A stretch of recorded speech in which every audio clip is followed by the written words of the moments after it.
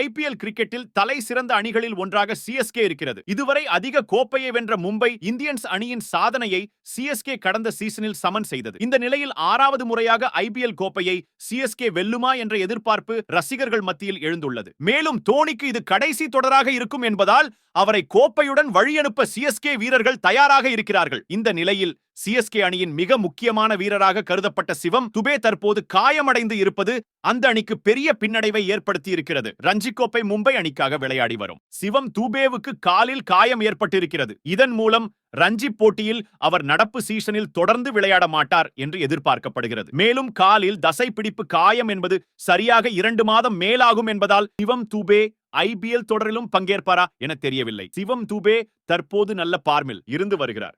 Batting மற்றும் பந்துவீச்சு என இரண்டிலுமே கலக்கி வருகிறார். இதனால் சிஎஸ்கே அணியின் நடுவரிசையில் சிவம் துபே எதிரணி வீரர்களுக்கு சிம்ம சொப்பனமாக விளங்குவார் என எதிர்பார்க்கப்படுகிறது.